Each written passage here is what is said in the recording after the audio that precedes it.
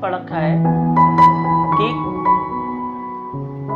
हमारे macro specific world में main रूप से दो फोर्स काम करती हैं। एक ग्रेविटेशनल फोर्स,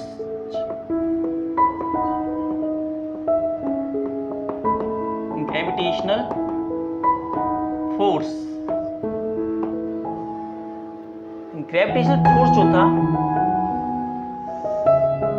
वो किन्हीं दो ऑब्जेक्ट पे लगता था जो एक फिक्स डिस्टेंस पे एक दूसरे से रखे रहते थे। उनके बीच में कोई डिस्टेंस था r और उनका जो मास आता था m and m2। तो हमने ये देखा ये तो दो ऑब्जेक्ट में उनके अगर उनका मास ज्यादा होगा तो उनकी ग्रेविटेशनल फोर्स ज्यादा होगी और उनका मास कम होगा तो ग्रेविटेशनल फोर्स कम होगी। तो इस बात से हमने ये देखा जो ग्रेविटेशनल फोर्स है वो जो वर्क कर रही है वो उनके मास पर डिपेंड कर रही है। मिनटों से हम ये कह सकते थे इस बात को देखते हुए कि जो ग्रेविटेशनल फोर्स है उसको जो प्रोड्यूस कर रहा है वो किसी ऑब्जेक्ट का मास है और शॉर्ट में कहें तो वो उसका सोर्स है। एक तरीके से हम कह सकते हैं उसका सोर्स है। एक और बात हम बता दें कि जब हम ग्रेविटेशनल फोर्स के बारे में बात कर रहे हैं तो हम पॉइंट मास के बारे में, पॉइंट ऑब्जेक्ट के बारे में समझ सकते हैं। किसी ऑब्जेक्ट पॉइंट ऑब्जेक्ट, क्योंकि ये ग्रुप ऑफ ऑब्जेक्ट के लिए वैलिड नहीं होते लॉ, ये केवल हम दो बॉडीज के लिए या दो ऑब्जेक्ट के लिए ग्रुप के लिए भी बोल रहे हैं। हम केवल एक बॉडी के लिए कि पॉइंट मास के लिए बोल रहे हैं। हम कभी ये नहीं कह रहे कि ये इतने सारे ऑब्जेक्ट के साथ फोर्स लगती है, इधर इतने सारे ऑब्जेक्ट के साथ फोर्स लगती है, ये पूरा एक सिस्टम, ऐसे नहीं। हम केवल इसे पूरा एक सिस्टम मान रहे हैं, इसकी फोर्स लग रही है, उसके बारे में बात करेंगे आपसे। केवल पॉइंट मास होगा।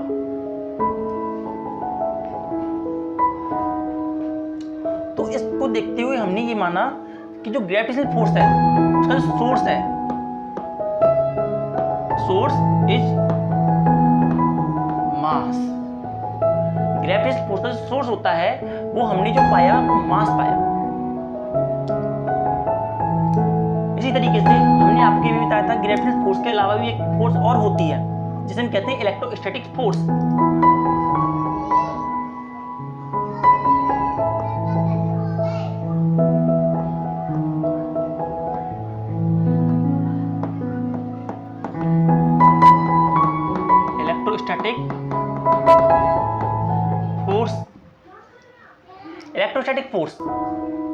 इलेक्ट्रोस्टैटिक फोर्स जो थी वो भी किसी ऑब्जेक्ट में लगती है। तो उस ऑब्जेक्ट में लगने पर वो क्या कारण होता है, हमें इसका भी सोर्स की जरूरत पड़ी, क्योंकि हम इसके इफेक्ट हम देखते हैं हर जगह जगह पे।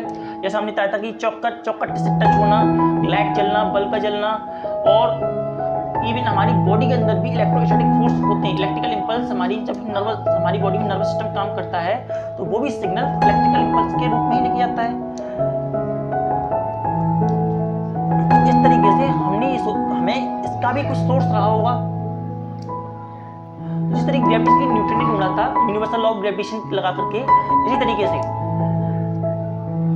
जो इलेक्ट्रोस्टैटिक का सोर्स जो था वो साइंटिस्ट थे, कूलम नाम के एक साइंटिस्ट थे, उन्होंने भी ऐसा ही एक सोर्स बोला। और वो सोर्स उन्होंने बोला कि अगर हम चार्ज, उसका नाम उन्होंने दिया चार्ज,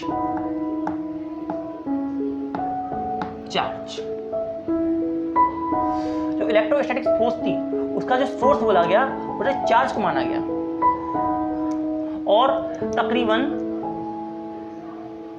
सिमिलरिटी ही रही इसमें। जैसे कि हम ग्रेविटेशनल फोर्स में क्या कहते थे कि फोर्स जो थी डायरेक्टली प्रोपोर्शनल हुआ करती थी मास m1 एंड m2 के, directly proportional to product of their mass, and force जो थी इनवर्सली प्रोपोर्शनल हुआ करती थी square of distance in between them.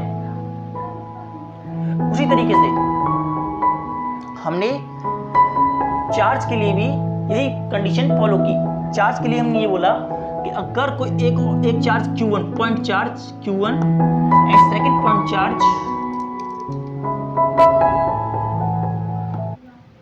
Q2, दोनों एक distance apart R, distance apart R पे रखे हुए हैं, तो ऐसी कंडीशन में और ऐसी सिचुएशन में जो इलेक्ट्रोस्टैटिक फोर्स होगी वो फिर डायरेक्टली प्रोपोर्शनल होगी product of their charges and inversely proportional होगी, and it is inversely proportional to distance in between them, square inversely proportional to the square of distance in between them. जब हम इन्हें combine करते थे तो force बराबर क्या, फोर्स डायरेक्टली प्रोपोर्शनल होती थी m1 m2 upon R square, और इसकी जगह हम एक कांस्टेंट लगाते थे F इक्वल टू G, जैसे कहते हैं gravitation constant G equal to G m1 m2 upon R square, that is the formula of gravitational force. In a similar manner, हम ग्रेविटेशनल फोर्स का फॉर्मूला देखते हुए उन्होंने इसी को डिजाइन कर दिया थोड़ा सा। Force a directly proportional electrostatic force, directly proportional to product of two charges and inversely proportional to square of distance in between them. और ऐसी कंडीशन में हटाने के लिए वहां जी लगा था, हमने यहाँ पे के रख दिया, एस सी रख दिया। Force directly proportional to C Q1 Q2 upon R square. अगर हम चाहें तो इसको थोड़ा सा ऐसे भी लिख सकते हैं,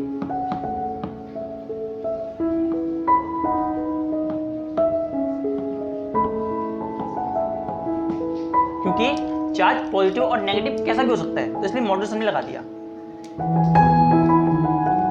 तो हम इसे क्या बोलेंगे, तो कूलम्स लॉ के अकॉर्डिंग क्या क्या कहा जा सकता है, इसे देखते हैं।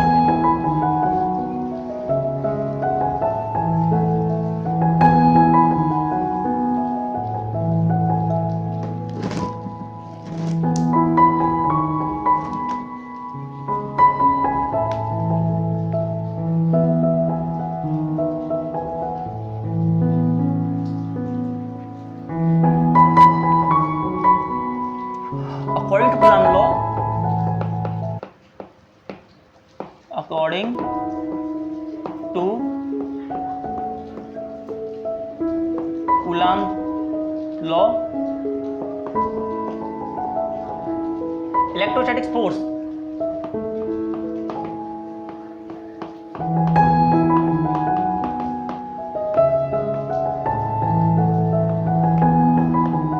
present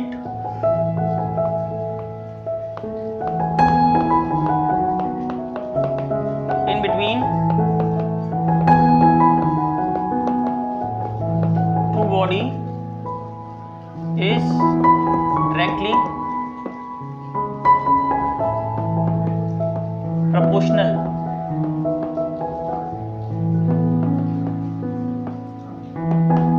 to the product of their mass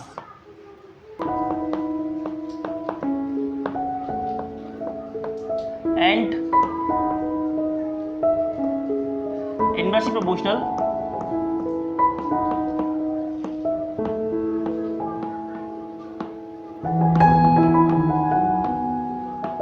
to the square of distance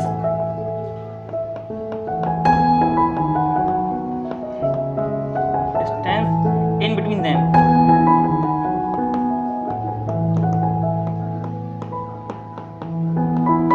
Square of distance in between them mean to say force is directly proportional to product of charge and force inversely proportional to square of distance in between them. Combining both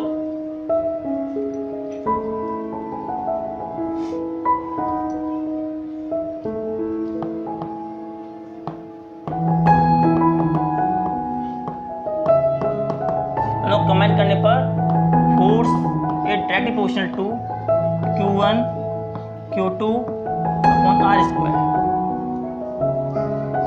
और यहाँ पर directly potential को sign को हटाते हैं तो force is equal to C Q1 Q2 upon R square.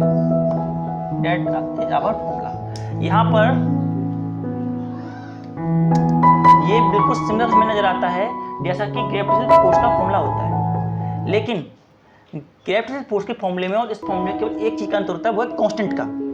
यहाँ पे जो कांस्टेंट होता है वैल्यू जो सी होती है, सी स्क्वायर डिफरेंस, सी की जो वैल्यू होती है C is equal to 1 upon 4 pi epsilon,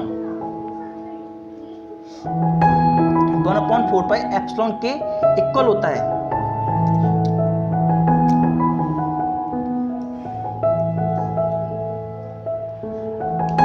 जहां पे एप्सिलॉन इज परमिटिविटी,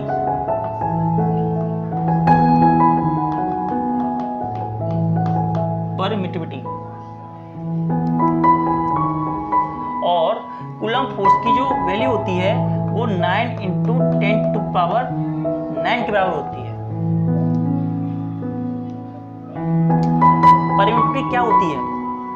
परमिटिविटी ये बताती है कि कोई ऑब्जेक्ट अपने अंदर से कितना चार्ज अलाउ कर सकता है। मीन टू से परमिटिविटी इंडिकेट दैट किसी भी ऑब्जेक्ट के अंदर से कितना चार्ज अलाउ या पास हो सकता है और वो कितना चार्ज अपने अंदर रख सकती है, अपनी चार्ज अंदर चार्ज स्टोर करके रख सकती है, वो उसकी परमिटिविटी बोली जाएगी उस ऑब्जेक्ट की। जैसे सपोज कीजिए कि अगर ये ऑब्जेक्ट है और इस ऑब्जेक्ट का यहाँ से करंट इसमें से जाता है, जब इसमें से करंट कुछ जाता है या चार्ज इसमें से निकलता है, तो ऐसी कंडीशन में हमने बोला 100 चार्ज इसमें से आया और 100 में से इसे 20 अपने पास रख लिया और 80 पास आउट कर दिया, तो इसकी परमिटिविटी 20 की हुई क्योंकि इसने 20 को रोका। और इससे हम ये नहीं कहेंगे कि 80 पास कर देता है, हम ये कहेंगे कि इसकी परमिटिविटी 20 की है क्योंकि इसने 20 को रोक लिया। तो कितना रोक सकता है उसके बेसिस पर हमने इसे इनवर्सली प्रोपोर्शनल रखा चार्ज के पास। फिर दूसरा पॉइंट ये आता है कि हमने इसे 1/4 पाई क्यों रखा। तो देखिए यहाँ पे ये पूरा पूरा चार्ज है, यहाँ देखिए ये 4 पाई पूरा सर्कल होता है और 4 पाई पूरे सर्कल में से केवल इतना सा चार्ज हमारे लिए इंपोर्टेंट होता है। 4 पाई का केवल 1 पार्ट, 4 पाई का केवल 1 पार्ट जो होता है, तो 4 पाई का केवल 1 पार्ट जो होता है केवल हमें वो चाहिए। 4 पाई का केवल 1 पार्ट हमने लिया और एक एप्सिलॉन का हमने एक हिस्सा लिया। इन दोनों को मिलाकर के हमने चार्ज लिया और हमने उस वैल्यू को यहाँ पे रख दिया। तो इस बात को देखते हुए इस तरीके से हम यहाँ पे 1/4 पाई एप्सिलॉन नॉट रख सकते हैं। तो हमारी जो फोर्स बना, फोर्स का जो फॉर्मूला बना, force equal to 1/4 pi epsilon naught Q1 Q2 upon R square के बराबर हमारा फॉर्मूला बन करके आया। यहाँ पर इसकी यूनिट क्या बनेगी? फोर्स की यूनिट सेम रहती है न्यूटन। तो ऐसी कंडीशन में यहाँ पे इसकी भी यूनिट जो रहेगी, फोर्स की जो यूनिट होती है वही रहेगी न्यूटन। इसके जो डायमेंशंस होंगे वही फोर्स वाली डायमेंशन होंगी MLT-2।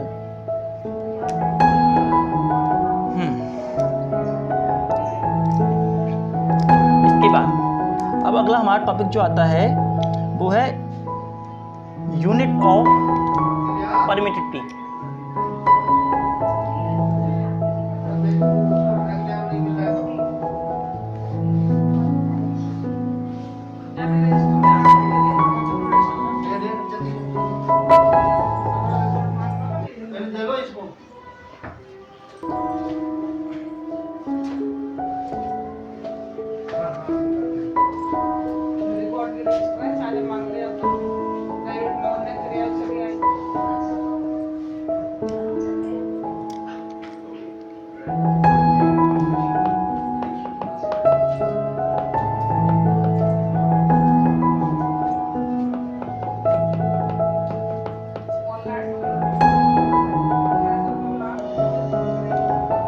तो यहाँ देखिए जरा यूनिट ऑफ परमिटिविटी क्या रहती है हमारी, force is equal to 1/4 pi epsilon naught Q1 Q2 upon R square.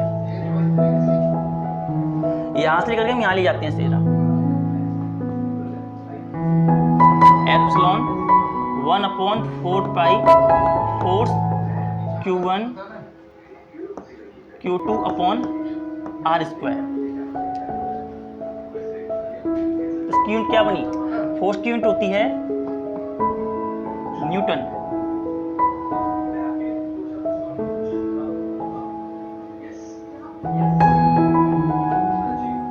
Distance की मीटर स्क्वायर, चार्ज की कूलम स्क्वायर, यहां भी नेगेटिव। तो हमारी एप्सिलॉन की यूनिट बनी, एप्सिलॉन की जो यूनिट बन गई coulomb square metre newton minus, ये हमारी कूलम की यूनिट बन करके आ गई। तो हम कूलम की जो वैल्यू फाइंड कर लेते हैं, या पहले एप्सिलॉन की वैल्यू कितनी बनेगी? जो हमें एप्सिलॉन की जो वैल्यू मिलती है वो तकरीबन 1.85 into 10⁻12 C square metre square and newton metre metre के बराबर होती है। इसके बाद डायमेंशंस, हम आते हैं अगला पॉइंट, डायमेंशंस।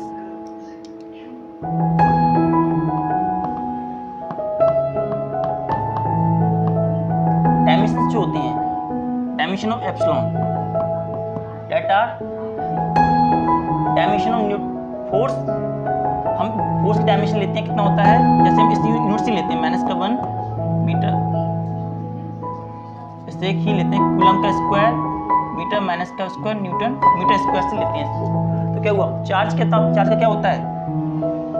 चार्ज का डायमेंशन होता है AT का स्क्वायर, डिस्टेंस का लेंथ का स्क्वायर, फोर्स का MLT -2 माइनस के 1। तो यहाँ कितना हुआ? ये हो गया M, तो M माइनस का 1, L इधर माइनस, यहाँ से एक माइनस चला गया तो L बचा, यहाँ से T स्क्वायर और T प्लस T की पावर 4 हो गया और A स्क्वायर हो गया। तो these are the dimensions of epsilon।